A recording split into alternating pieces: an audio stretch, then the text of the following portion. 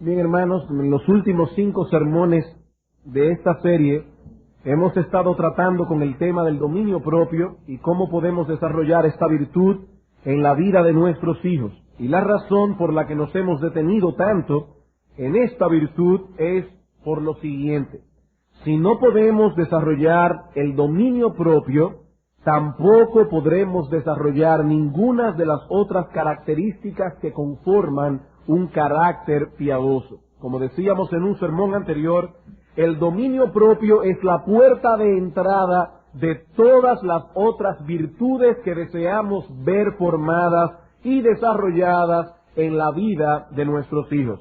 Hasta ahora hemos podido ver, en primer lugar, la importancia del dominio propio y luego la aplicación de esta virtud en 4 áreas específicas. El dominio propio en el comer, en la manifestación de nuestras emociones, en el hablar y en el uso del tiempo. Y ahora, finalmente, en cuanto a esta parte del dominio propio, no en cuanto a la serie de moldeando el carácter de nuestros hijos, pero en cuanto a esto, finalmente pasaremos a considerar el dominio propio en el uso de las posesiones. El dominio propio en el uso de las posesiones. Una de las palabras que más rápidamente aprenden a pronunciar los bebés contiene encerrada en ella toda una filosofía concerniente a este asunto de las posesiones. Es una pequeña palabra y sin embargo es la llave maestra que abre la puerta de este mundo tan complicado como lo es el de las posesiones personales. Podemos decir que esa palabra es todo un tratado de economía capitalista. Y estarán pensando, ¿y cuál es esa palabra? Esa palabra clave es mío. Mío. Usted tiene 2 o 3 niños y verá cómo constantemente escuchará esta palabra flotando en el ambiente de su casa. Esto es mío. No, eso es mío. Al principio lo que se reclama puede ser un juguete, una pieza de ropa o incluso hasta un pedazo de pan. Pero a medida que el niño va creciendo y sus deseos van diversificándose, ese afán por poseer cosas se va diversificando también cada vez más y más. Y si no los enseñamos desde pequeños a manejar y a controlar las cosas que poseen y las que desean poseer en el futuro, tendremos finalmente un adulto codicioso que buscará todas las formas habidas y por haber con tal de satisfacer su deseo de adquirir esto o aquello. Al principio nosotros lo veremos como un asunto de niños, pero lo mismo que mueve a un niño pequeño a pelear por lo que considera suyo, es lo que puede llevar mañana a un adulto a matar y a robar. Pastor, me parece que usted está exagerando. Bueno, tal vez su hijo no llegue tan lejos como a eso. Pero existen otros pecados que si bien no son tan escandalosos, no por eso dejan de ser tan malos como aquellos. Hermanos, ¿de dónde vienen esos pleitos familiares donde hermanos rompen sus relaciones con sus otros hermanos simplemente porque no se pusieron de acuerdo en la repartición de algunos bienes económicos? ¿De dónde? Si no de esa codicia no mortificada en los niños desde pequeños. ¿Acaso no proviene de ese amor por las posesiones materiales que Pablo sitúa como la raíz de todo tipo de mal? Hermanos, ¿saben ustedes hasta dónde puede llegar un hombre controlado por su envidia? ¿O se han percatado personalmente de lo desgraciadas que son las personas que no han aprendido el arte del contentamiento? Muchas veces personas que tienen de todo lo que dentro de lo normal un ser humano puede poseer, pero aún así no se satisfacen. Hermanos, eso es una vida miserable, una vida desgraciada, y es lo que le espera a nuestros hijos si no los ayudamos desde ahora a controlar y manejar adecuadamente las cosas que desean poseer o las cosas que ya poseen. Y para trabajar con ellos en este asunto del control en el uso de las posesiones, hay por lo menos 4 cosas que nuestros hijos deben aprender. Y son esas 4 cosas que estaremos desglosando en el sermón de hoy. ¿Cómo podemos enseñar a nuestros hijos a manejar correctamente las posesiones materiales? Debemos hacer 4 cosas, o ellos deben aprender 4 principios básicos. En primer lugar, nuestros hijos, y yo aquí debo añadir, porque no lo voy a hacer maliciosamente, lo voy a hacer francamente, nuestros hijos y nosotros mismos, deben aprender el concepto de mayordomía. Lo primero que nosotros y nuestros hijos debemos aprender, si queremos manejar adecuadamente nuestras posesiones, es el concepto bíblico de mayordomía. Si queremos que nuestros hijos aprendan a manejar sus posesiones y sus deseos de poseer cosas, ellos deben aprender que el hombre es simple y llanamente un mayordomo de las cosas que posee. El hombre es simple y llanamente un mayordomo de las cosas que poseen. ¿Saben ustedes lo que es un mayordomo? El diccionario define al mayordomo como, y cito, el criado principal a cuyo cargo está el gobierno económico de una casa o hacienda. Esta definición nos dice de entrada que el mayordomo no es el dueño de las cosas que administra en el más alto sentido del término. Él es un criado, un siervo, a cuyo cargo está el gobierno de las posesiones de otros. ¿Quién es entonces el dueño genuino de todas las cosas? Hermanos, todas las cosas que existen en este universo, en este mundo en particular, y si todavía lo quieres particularizar más, en tu casa, en tu bolsillo, todas las cosas que hay en este mundo le pertenecen a Dios, solo a Él, y solo deben ser usadas para Él. Todas las cosas que existen en este mundo. Hermanos, este concepto es fundamental si vamos a tener una visión saludable de las posesiones personales y si vamos a enseñar a nuestros hijos a hacer un uso apropiado de ellas también. Y para que nadie me acuse de comunista, debo decir algo aquí. La Escritura no está en contra de la propiedad privada, sino que más bien la asume. La Escritura no está en contra de que nosotros tengamos cosas que sean nuestras. Si no hubiese propiedad privada, el mandamiento de no robarás no tendría ningún sentido. Pero los hombres deben saber que todo cuanto poseen como suyo, en última instancia le pertenece a Dios. Él es el creador de todas esas cosas, Él es el dador de todas las cosas, nosotros simplemente somos sus mayordomos, sus administradores. Vamos a demostrar este concepto bíblicamente. Salmos 24:1. Salmos 24:1 al 2. Dice el salmista aquí, de Jehová es la tierra y su plenitud, o sea, todas las cosas que pueblan la tierra, o pueblan la tierra. Pueblan la tierra. De Jehová es la tierra y su plenitud, el mundo y los que en él habitan. ¿Por qué? Porque Él tiene derecho de creación, porque Él la fundó sobre los mares y la afirmó sobre los ríos. Él es el creador de todo cuanto hay, por lo tanto Él es el dueño absoluto y genuino de todo cuanto hay. Salmo 50, versículos 7 al 2. Salmos 50, versículos 7 al 12. Oye, pueblo mío, y hablaré. Escucha, Israel, y testificaré contra ti.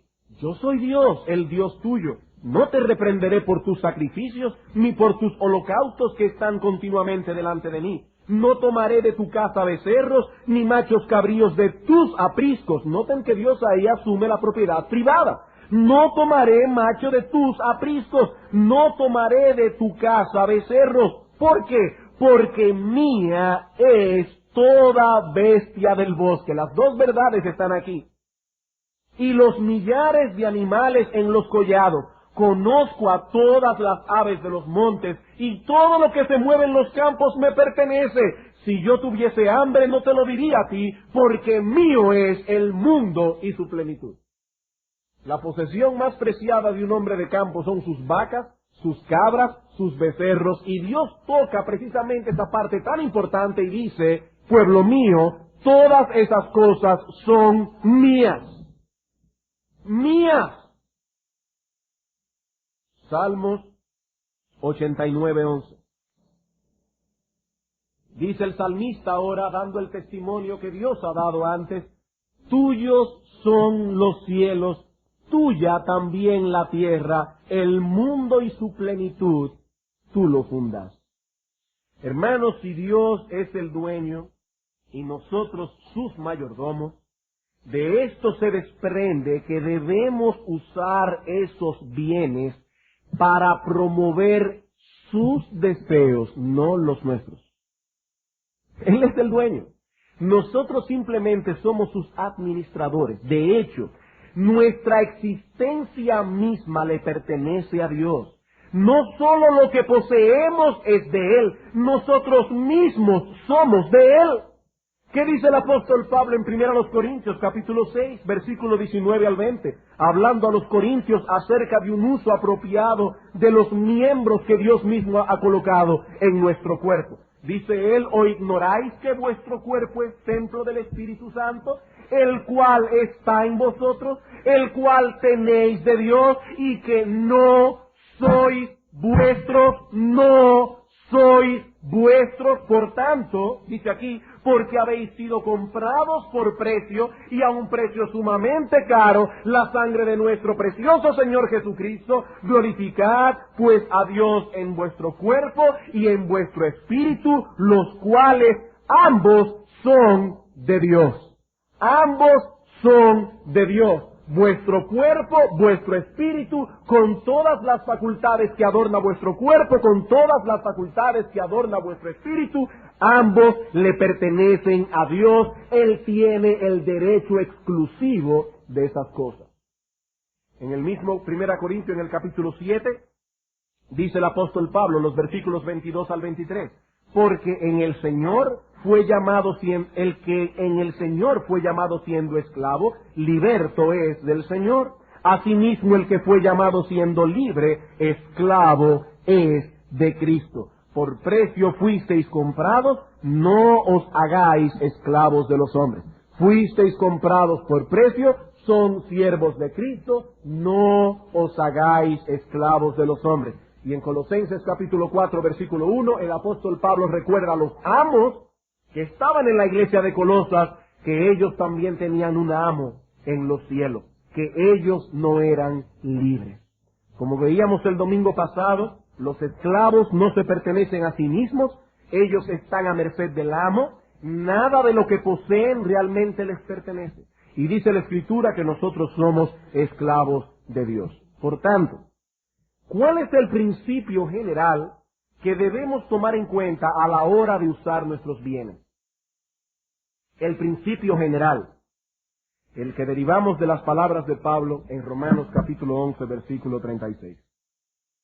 Romanos capítulo 11, versículo 36. Hermanos, he allí el principio general que debemos tomar en cuenta a la hora de usar cada centavo que Dios nos ha dado para que lo administremos. ¿Qué dice Romanos capítulo 11, versículo 36? Porque de Él, y por Él, y para Él son todas las cosas. Por lo tanto, a Él sea la gloria por los siglos de los siglos. Amén.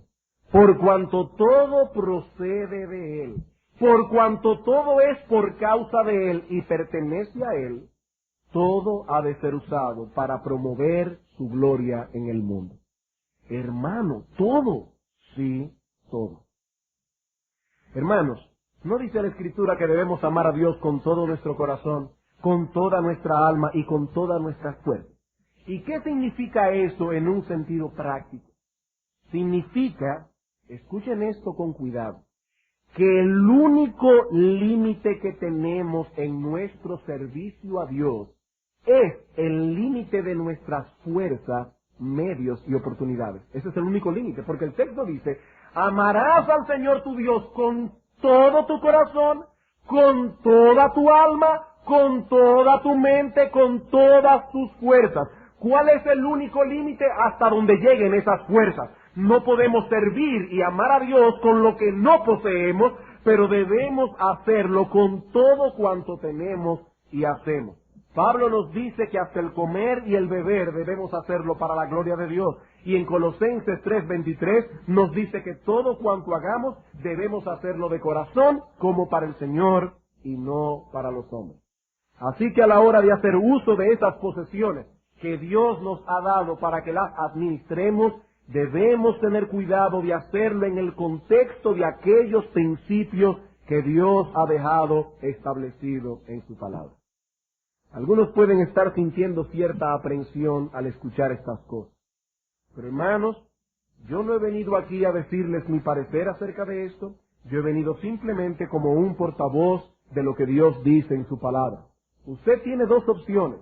Usted puede en esta noche declararse ateo y hacer con su dinero lo que usted desee. Pero, si usted profesa ser creyente, he aquí lo que la Biblia enseña. Usted puede en esta noche renegar la autoridad de Dios y decir, yo no creo en nada de eso, yo no creo en la Escritura, yo no creo que hay un Dios que es soberano, que es creador. Bien, hermanos, si eso es, o amigo en todo caso, porque mi primo debo llamarlo. Si eso es lo que usted cree, usted puede hacer con su dinero lo que le plazca. Dios lo juzgará finalmente por ello. Pero si usted profesa ser cristiano, he aquí lo que la Escritura enseña. Usted es un simple mayordomo, es un simple administrador de las cosas que le pertenecen a Dios. Él es el dueño absoluto y legítimo de todo cuanto existe en este mundo, de todo cuanto existe en el universo y de todo cuanto tienes en tu cuenta bancaria, en tu casa, en tu carro y en tu bolsillo. Hermanos, eso es lo que enseña las Sagradas Escrituras. Eso es lo que enseña la palabra de Dios. Ahora bien, esa aprehensión que algunos pueden estar experimentando, a la larga proviene de una mala comprensión en cuanto a la naturaleza de nuestro Dios. Porque si usted conociera bien a Dios, no sintiera esa aprehensión. Hermanos, es cierto que Dios es nuestro dueño, pero Él es un Dios bueno y lleno de compasión. Él conoce nuestras necesidades y nos provee de bienes con los cuales podamos suplir esas necesidades. Y no me refiero únicamente a la necesidad de comida, bebida o vestido, no. Debemos incluir allí la necesidad de recreación, la necesidad de desarrollar las capacidades físicas, mentales y aún espirituales que Dios nos ha dado, etcétera. Dios desea que sus siervos estén bien equipados y que desarrollen su humanidad hasta el máximo. Y muchas veces el desarrollo de esa humanidad, por no decir casi siempre, implica un gasto económico. Y Dios nos ha dado bienes para que lo usemos en el desarrollo de esas facultades que Dios nos ha dado, que constituyen nuestra humanidad. ¿Y saben para qué? Dios quiere que nosotros desarrollemos al máximo esas cualidades para que le sirvamos mejor a Él. Y de ese modo se cumple a plenitud el propósito para el cual fuimos creados. ¿Para qué fuimos creados? Para glorificar a Dios y gozar de Él por siempre. Hermanos, Dios nos dice en su palabra que Él nos da las cosas en abundancia. ¿Saben para qué? Para que las disfrutemos. Él es un Dios bueno, Él es un amo bueno, pero Él ha dado principios establecidos en su palabra que sus mayordomos no deben traspasar. Así que es lícito que empleemos nuestras posesiones en el cuidado apropiado de nuestro cuerpo y de nuestro espíritu, en el cuidado de nuestras familias, en hacer una provisión razonable para las contingencias del futuro. Dice la Escritura que los padres atesoran para los hijos Todo eso es lícito y Dios nos ha provisto de inteligencia para tomar decisiones al respecto. Pero al hacerlo, al tomar tales decisiones, debemos recordar que el dueño real de esas posesiones es Dios y que al hacer uso de ellas hemos de hacerlo en el contexto de aquello que promueve su gloria y el engrandecimiento de su reino. Hace unos días atrás se me acercó un pastor de otra iglesia y me habló de una discusión que parece que él estaba teniendo con otro pastor o con otros pastores. Me decía, hermanos, algunos pastores se preguntan si los pastores deben ofrendar. Aquellos que están a tiempo completo y son sostenidos económicamente por la iglesia, ¿deben ellos ofrendar? Yo le dije en aquella ocasión, hermano, te voy a responder con una respuesta bíblica y con otra experimental. La Escritura nos dice que en el Antiguo Testamento los levitas diezmaban de los diezmos. Ellos eran sostenidos económicamente por la congregación de Israel, pero al mismo tiempo ellos ofrendaban de lo que ellos recibían. Ellos diezmaban de los diezmos. Pero hay algo experimental envuelto en esto.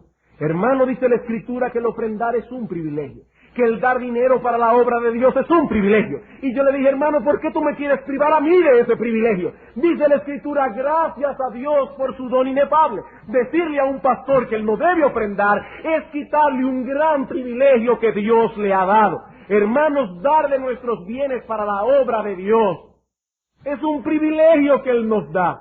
Él condesciende en permitirnos ser parte del engrandecimiento de su reino. Dios no está pidiendo limosnas porque Él es el dueño del oro y de la plata. Es usted que se pierde de la bendición de no poner sus bienes en el engrandecimiento del reino de Dios.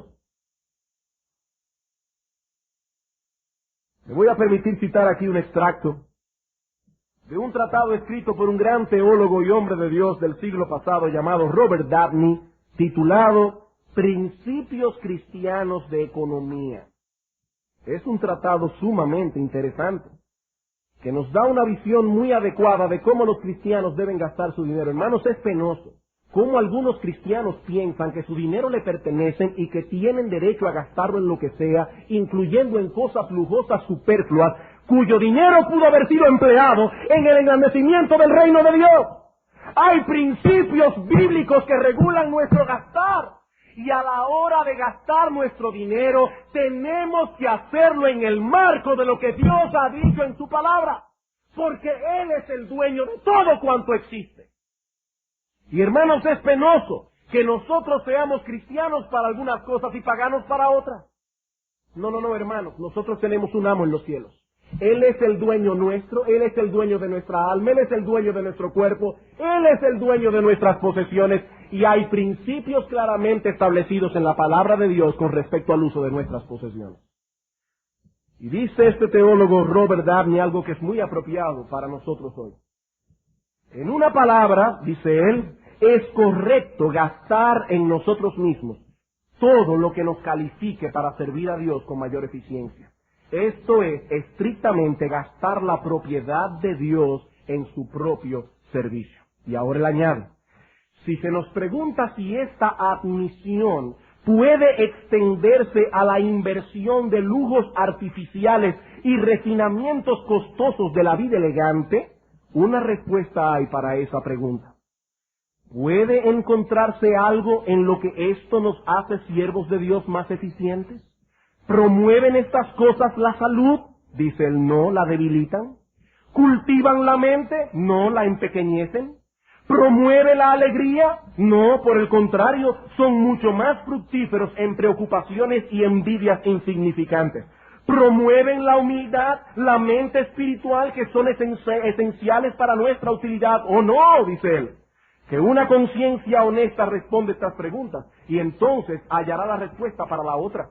Alguien puede preguntar, sigue diciendo Dabney, ¿pero qué es superficialidad y qué es extravagancia? No podemos en toda disputa trazar la línea divisoria. Escuchen esto con cuidado porque este hombre es muy balanceado en lo que está presentando aquí.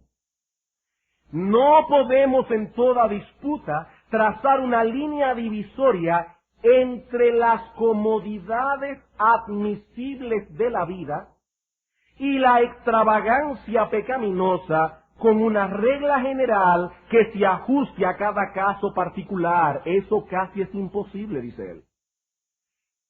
No he terminado la cita, pero quiero hacer aquí una observación. Noten que este hombre está diciendo, ciertamente hay una línea divisoria entre lo que son comodidades admisibles de la vida presente y extravagancias pecaminosas. Hay una división.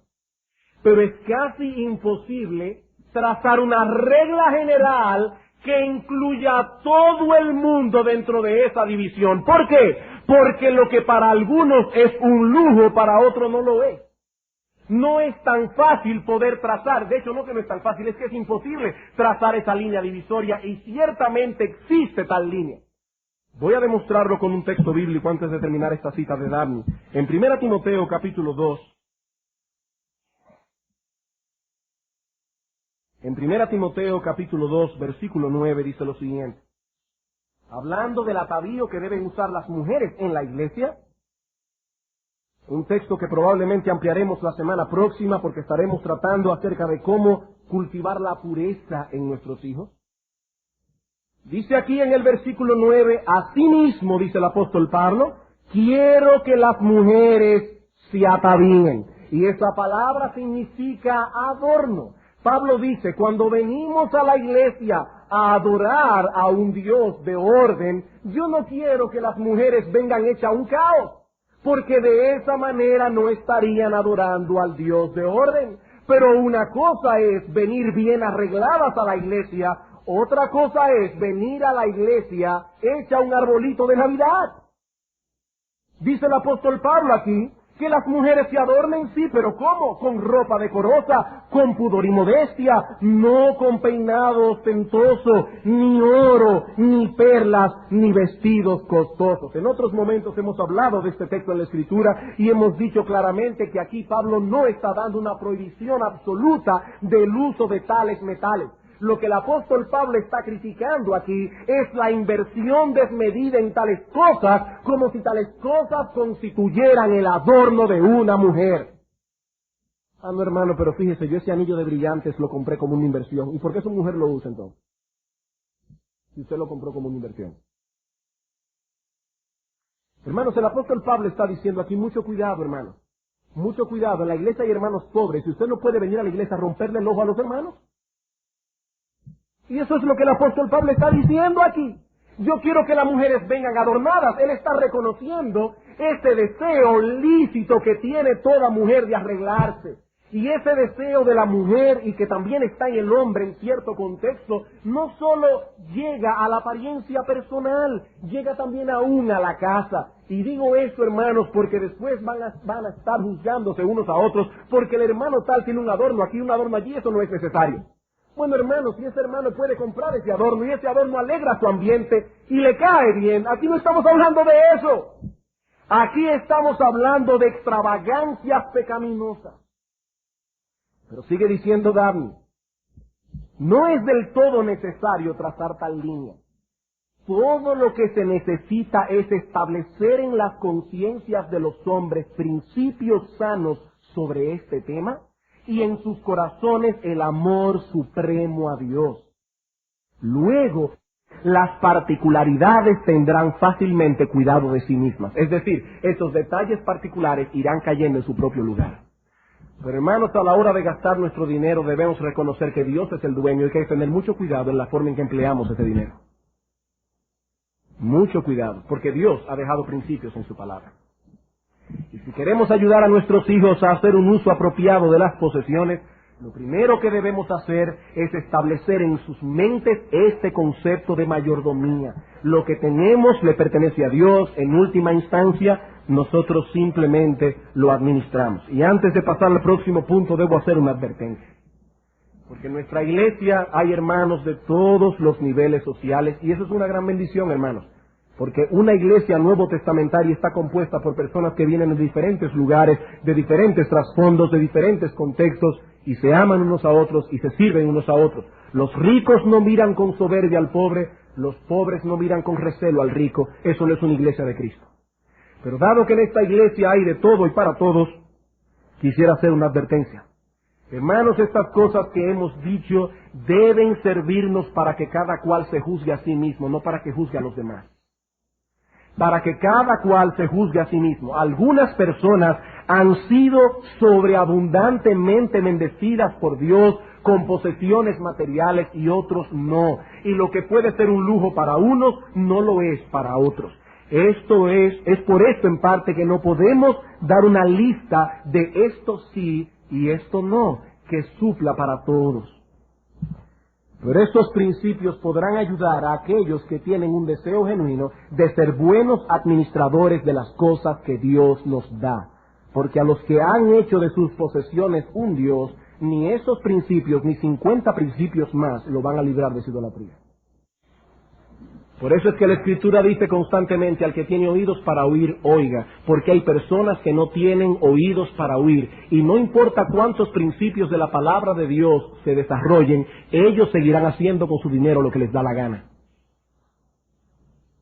Así que, hermanos, el que tiene oído para oír, oiga. Estas cosas no nos permiten juzgar a los demás, pero deben llevarnos a evaluarnos con honestidad nosotros mismos. ¿Estamos siendo buenos administradores de las cosas que Dios nos ha dado para que las administremos para su gloria? ¿Estamos poniendo nuestros bienes al servicio del engrandecimiento de Dios? ¿Estamos ofrendando adecuadamente para su iglesia? ¿Lo estamos haciendo sacrificialmente? Cuando Cristo se paró en el templo y vio a aquellos ricos que venían y echaban mucho de lo que poseían, ¿a quién alabó Cristo? A esa viuda que echó de su sustento todo lo que tenía. Eso es un corazón para Dios. Y hermanos, yo tengo la convicción de que en esta iglesia hay dinero suficiente para muchas cosas. Y debemos buscar primeramente el reino de Dios y su justicia. Y Dios abrirá las ventanas de los cielos para que entonces sobreabunde. Porque cuando Dios ve a un hombre y a una mujer que están dispuestos a poner sus bienes y su propia vida al servicio de Dios, Dios bendice a ese hombre. Porque sabe que ese dinero, a la larga, irá a parar al engrandecimiento de la obra de Dios. Por eso dice Dios en Malaquías: probadme en esto, y verán si yo no os abriré las ventanas de los cielos. ¿Cuál es el primer principio que debemos enseñar a nuestros hijos? Ellos deben aprender un concepto apropiado de mayordomía. Las cosas le pertenecen a Dios. Nosotros simplemente las administramos. Segundo principio. Nuestros hijos deben aprender a ser agradecidos con lo que Dios les da. Nuestros hijos deben aprender a ser agradecidos con lo que Dios les da. Dado que Dios es el dador de todo cuanto poseemos, y dado que en verdad no merecemos nada, debemos cultivar un corazón agradecido por todas las cosas que Él nos da. ¿Y qué es un corazón agradecido? Un corazón agradecido es lo opuesto a un corazón quejoso, murmurador. El hombre que es agradecido contempla toda aflicción, por grande que sea, como pequeña, y toda pequeña bendición como una manera palpable de captar la misericordia divina, por más pequeñita que sea la bendición.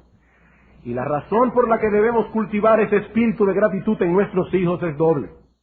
Primero, porque es un gran pecado no tenerlo. Hermanos, no tener un corazón agradecido y contento es un grave pecado a los ojos de Dios. Romanos capítulo 1, versículo 18.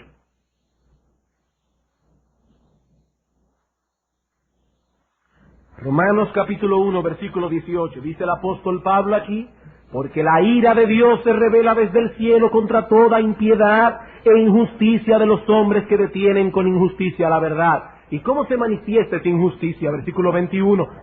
Pues habiendo conocido a Dios, no le glorificaron como a Dios, ni le dieron gracias, sino que se envanecieron en sus razonamientos y su necio corazón fue entenebrecido. ¿Qué nos dice Pablo aquí? Pablo nos dice que un corazón ingrato es la base de la idolatría. El corazón ingrato es idólatra porque al no encontrar satisfacción ni seguridad en Dios, lo buscará en otro objeto. Versículos 22 y 23. Profesando ser sabios, se hicieron necios y cambiaron la gloria del Dios incorruptible en semejanza de imagen de hombre corruptible, de aves, de cuadrúpedos y de reptiles. Y esa idolatría es a su vez la fuente de todo tipo de mal. Versículo 24. Por lo cual también Dios los entregó a la inmundicia en la concupiscencia de sus corazones, de modo que deshonraron entre sí sus propios cuerpos, ya que cambiaron la verdad de Dios por la mentira, honrando y dando culto a las criaturas antes que al Creador, el cual es bendito por los siglos. Amén. Por esto, ¿por qué? Porque al no tener un corazón agradecido pusieron su visión en otras cosas. Por esto Dios los entregó a pasiones vergonzosas, pues aún sus mujeres cambiaron el uso natural por el que es contra naturaleza. Y de igual modo también los hombres, dejando el uso natural de la mujer, se encendieron en su lascivia unos con otros, cometiendo hechos vergonzosos hombres con hombres, y recibiendo en sí mismos la retribución debida a su extravío. Y como ellos no aprobaron tener en cuenta a Dios con un corazón quejoso y murmurador, Dios los entregó a una mente reprobada para hacer cosas que no convienen. Hermanos, he allí la gravedad del pecado de un corazón no agradecido, de un corazón quejoso. Es un grave, gravísimo pecado ante los ojos de Dios. Pero en segundo lugar, la razón por la que debemos cultivar ese espíritu es porque este es importante para ir preparando el corazón de nuestros hijos para el arrepentimiento. Este espíritu es importante para ir preparando el corazón de nuestros hijos para el arrepentimiento. ¿Qué dice Romanos capítulo 2, versículo 4? ¿O menosprecias las riquezas de su benignidad, paciencia y longanimidad, ignorando que su benignidad te guía al arrepentimiento? Hermanos, es la bondad de Dios comparada con nuestra maldad la que nos guía al arrepentimiento. Si nuestros hijos piensan que son merecedores de todas las cosas, difícilmente podrán experimentar el verdadero arrepentimiento. Difícilmente. Algunos se estarán preguntando, pero ¿cómo puede un padre desarrollar ese espíritu en el corazón de sus hijos? Un espíritu agradecido. Responder esta pregunta merita un estudio más profundo, más extenso y detallado, pero al menos quisiera dar aquí 3 sugerencias. En primer lugar, hermano, aproveche toda oportunidad providencial que le permita mostrar a su hijo la bondad de Dios para con él. Aproveche toda oportunidad providencial que le permita mostrarle a su hijo la bondad de Dios para con él. Su hijo debe saber que todo lo bueno que posee proviene de Dios. Santiago 1:18. Toda cosa buena y todo don perfecto desciende de lo alto. El hecho de tener padres cristianos que se preocupan por él, el hecho de tener un lugar donde habitar, comida para comer, ropa para vestir, juguetes para jugar. Debemos aprovechar las oportunidades providenciales que Dios nos da para hablar a nuestros hijos de estas cosas. Y en esto debemos imitar a nuestro Señor Jesucristo, en Mateo capítulo 6. Hablando precisamente acerca del afán y de la ansiedad, ¿cómo trató Cristo esto con los discípulos?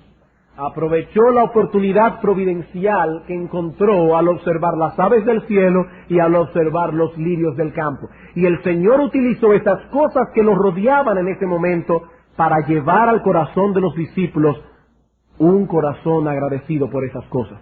Versículo 25, capítulo 6, versículo 25. Por tanto os digo, no os afanéis por vuestra vida, qué habéis de comer o qué habéis de beber, ni por vuestro cuerpo, qué habéis de vestir. No es la vida más que el alimento y el cuerpo más que el vestido. Y aparentemente lo que yo visualizo aquí es que en ese mismo instante pasaba una bandada de aves por allí. ¿Y qué hace Cristo? Aprovecha esa oportunidad providencial y dice a los discípulos, mirad las aves del cielo, que no siembran, ni ciegan, ni recogen en graneros, y vuestro Padre Celestial las alimenta. ¿No valéis vosotros mucho más que ellas? ¿Y quién podrá, por mucho que se afane, añadir a su estatura un codo? Y por el vestido, ¿por qué os afanáis? Mirad los lirios del campo, ¿Cómo crecen? No trabajan ni hilan, pero digo que ni aun Salomón se vistió como uno de ellos. Y si la hierba del campo que hoy es y mañana se echa en el horno, Dios la viste así, ¿no hará mucho más a vosotros, hombres de poca fe? Es a eso que nos referimos cuando hablamos de aprovechar las oportunidades providenciales que Dios nos da, para traer al corazón de nuestros hijos la verdad de que todo proviene de la mano de Dios. En segundo lugar, debemos cultivar también en ellos un espíritu de gratitud hacia los demás, no solo hacia Dios, sino también hacia las personas que los rodean. El enseñar a nuestros hijos a pedir las cosas por favor, el enseñarles a dar las gracias, no es simplemente una regla de buena costumbre o de cortesía, es parte de nuestro entrenamiento en la piedad. Porque al pedir las cosas por favor y al dar las gracias, nuestros hijos están reconociendo que los demás no se deben a ellos, que ellos no son pequeños príncipes a los cuales los demás están obligados a servir. Y en tercer lugar, y por encima de todo esto, nuestros hijos, si ustedes desean forjar en ellos un corazón agradecido, nuestros hijos necesitan con urgencia la influencia de padres agradecidos. Nuestros hijos necesitan la influencia de padres agradecidos. Ese espíritu de gratitud debe estar en nosotros antes de que podamos implantarlos en sus propios corazones. Con razón nos dice el autor de Hebreos que la amargura no solo es un estorbo para nosotros mismos, sino también para otros. Él nos dice que muchos serán contaminados si albergamos ese sentimiento en el corazón.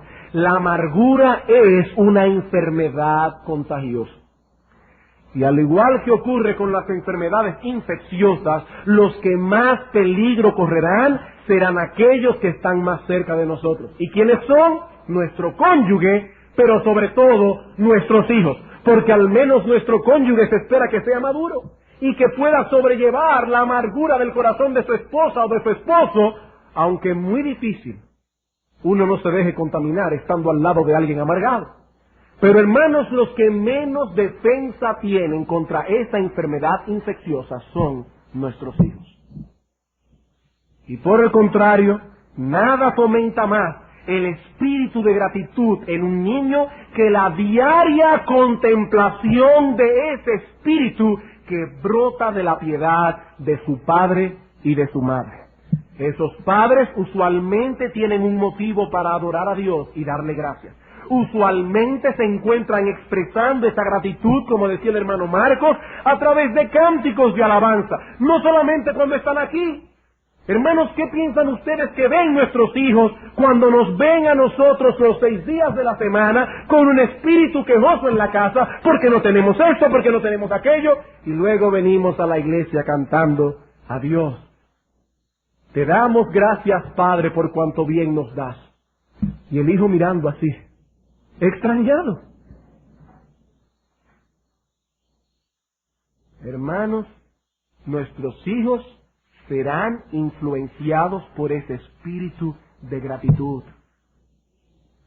Un espíritu manifestado también a través de esa conducta afable y apacible de la que habla el apóstol Pedro. ¿Sabían ustedes que el espíritu afable y apacible del que habla Pedro en su carta está directamente relacionado con un corazón agradecido? Directamente relacionado con un corazón agradecido. Ese estado del alma solo es posible cuando hay mansedumbre para con Dios. No solo mansedumbre en nuestro trato unos con otros, no, mansedumbre para con Dios. El alma que dice, heme aquí, oh Dios, aceptando todo lo que tú me envíes. Eso es mansedumbre. Esta persona descansa en Dios, confía en Él, y por lo tanto puede reflejar ese descanso en un espíritu afable y apacible. Si vamos a ayudar a nuestros hijos en el uso de sus posesiones, ellos deben aprender entonces, en primer lugar, el concepto de mayordomía, en segundo lugar, a ser agradecidos con Dios, con lo que Dios les da, Nos restan dos cosas más que veremos brevemente. Tercero, ellos deben aprender a cuidar sus posesiones. Ellos deben aprender a cuidar sus posesiones. Y esto se desprende de lo que hemos dicho anteriormente. Dios nos da las cosas para que las disfrutemos, es cierto, pero también para que hagamos un uso sensato de ellas. Dios nos pone a cargo de ciertas cosas, nosotros los padres debemos poner a cargo a nuestros hijos de ciertas cosas.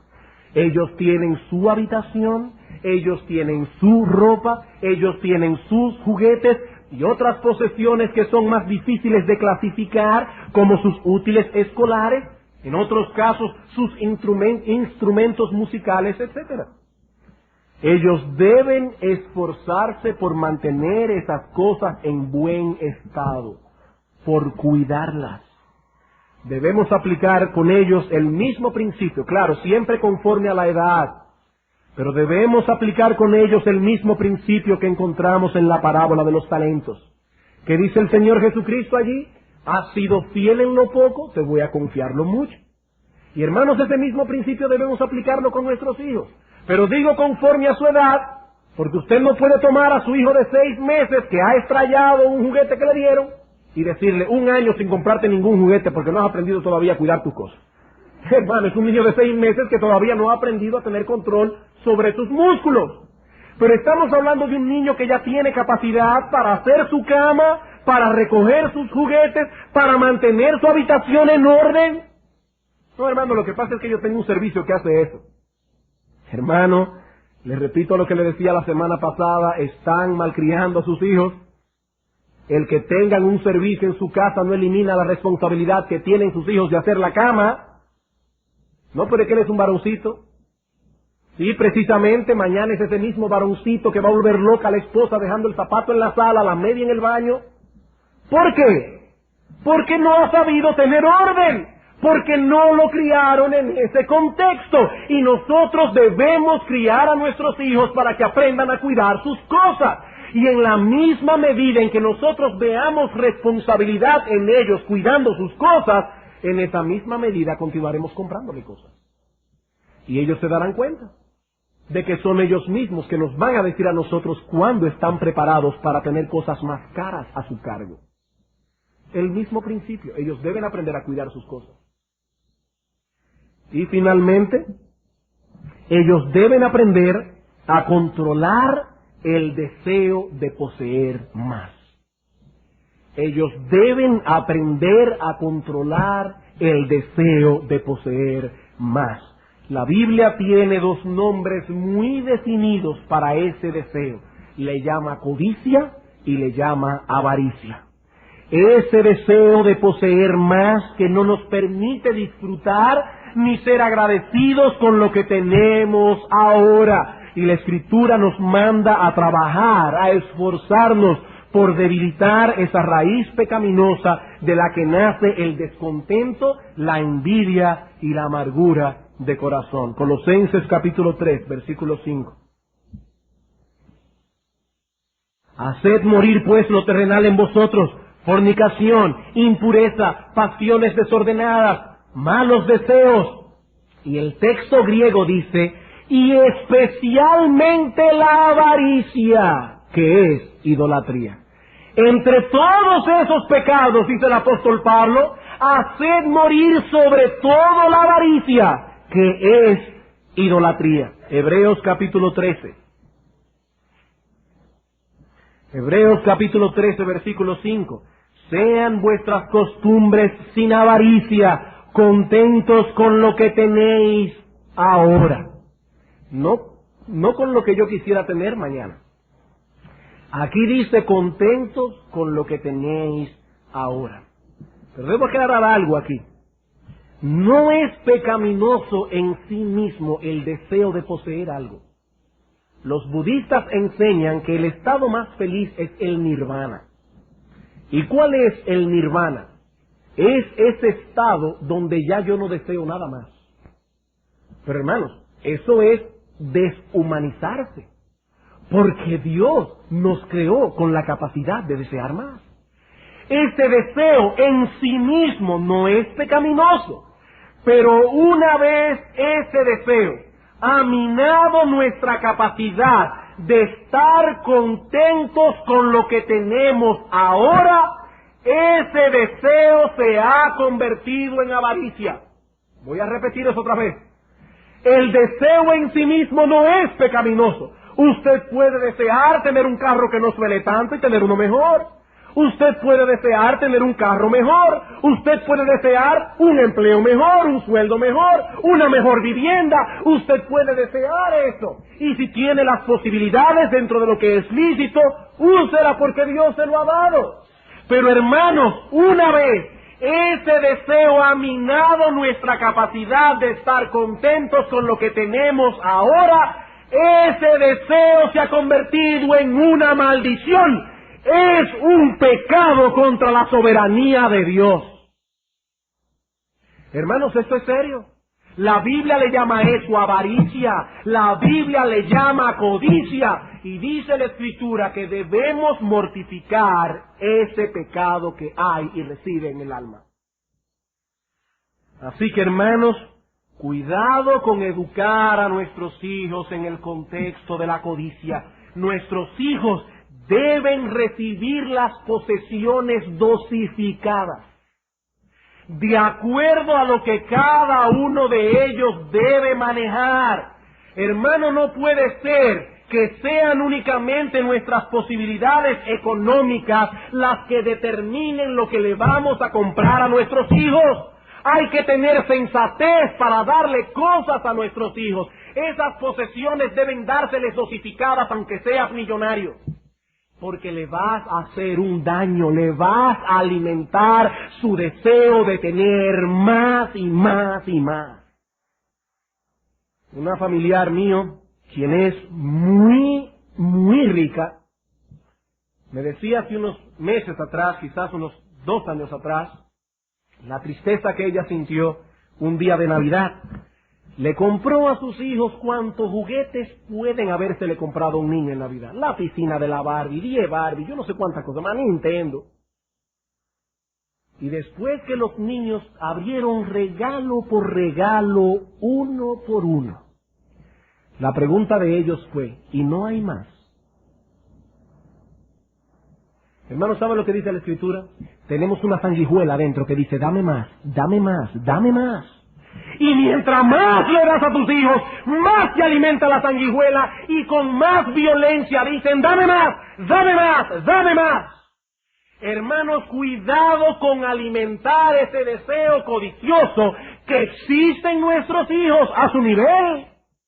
Pero existe. Los niños, al igual que los adultos, desean estar al día en lo que a posesiones se refiere. Ellos son sensibles también a esa presión que el medio ejerce sobre ellos, al ver que sus amiguitos tienen algo que ellos no tienen.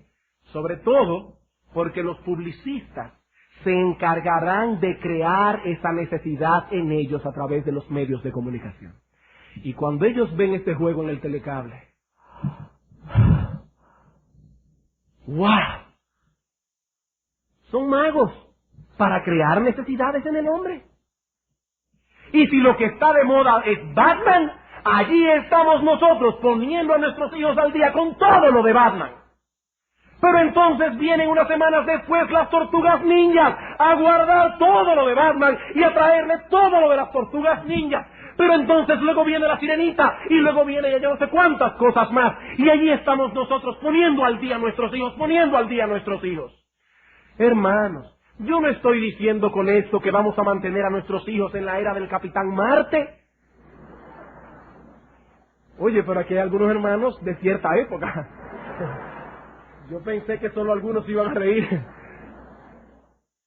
O de los interplanetarios. No estamos hablando de eso. Pero lo que estamos diciendo es que debemos tener cuidado de no alimentar en ellos ese deseo de poseerlo todo. Y aquí obviamente los que más deben cuidarse son los que tienen una posición económica más holgada, pero todos debemos cuidarnos de albergar esa actitud en el corazón porque se la traspasaremos a nuestros hijos.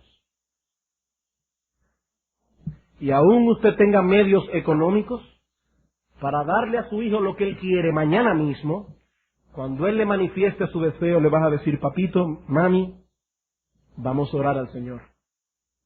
Vamos a orar al Señor, que él sepa que eso no es como una máquina de Coca-Cola que se le mete 25 centavos, se le da el botón y ahí sale el refresco. Hay que clamar a Dios. Y ellos tienen que aprender eso, porque las cosas vienen de la mano de Dios. ¿Y saben algo, hermanos, muy importante? Quizás algunos se extrañarán con esto. Pero, hermanos, ¿saben cómo nuestros hijos aprenden a menospreciar las bendiciones que Dios nos da? Cuando oyen a sus padres orando por los alimentos en una forma ritualista.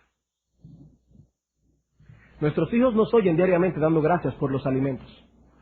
Pero cuando ellos ven una oración ritualista en ese momento, ellos entenderán que realmente no estamos agradecidos con Dios por esos alimentos que Él nos da. Estamos simplemente cumpliendo con una costumbre. Ellos deben ver fervor en nuestras oraciones. Señor, gracias porque cada gota de agua que hay en esta mesa y cada alimento que hay en este lugar, te lo debemos a ti únicamente. Porque, hermano, usted puede ser millonario y mañana caer en la ruina y no tener ni qué comer. Por eso dice el apóstol Pablo en 1 Timoteo capítulo 6, manda a los ricos de este mundo que no sean altivos y que no pongan su esperanza en las riquezas porque son inciertas, sino que la pongan en el Dios vivo. Y sus hijos tienen que escuchar una oración que sale del corazón porque usted entiende que está confiando en Dios por los alimentos que están allí. Eso es enseñar a nuestros hijos a controlar el deseo de poseer más. Bien, hermanos, como podemos ver una vez más, en estas cosas el ejemplo de los padres es vital. Nuestros hijos deben ver en nosotros una actitud correcta en el uso de nuestras posesiones materiales y en el deseo que tenemos de ellas. Ellos deben percibir que si bien es cierto que deseamos algunas cosas que no tenemos, eso no nos quita el espíritu de gratitud que se manifiesta a través del contentamiento. Ellos deben ver en nosotros un interés de administrar el dinero de Dios para procurar su gloria y el engrandecimiento de su reino como una prioridad. Solo de ese modo podremos criar hijos balanceados. ¿Y saben lo que son hijos balanceados? Hijos que sepan disfrutar de las cosas que Dios les da, pero manteniendo en todo momento su fidelidad a Dios como su único Dios. Hermanos, que Dios nos libre de ser hallados culpables de haber fomentado nosotros la idolatría en el corazón de nuestros propios hijos. Que Dios nos ayude para que ya sea en la abundancia o en la necesidad podamos dar testimonio de que pertenecemos a Dios y de que no somos nuestros. Vamos a orar.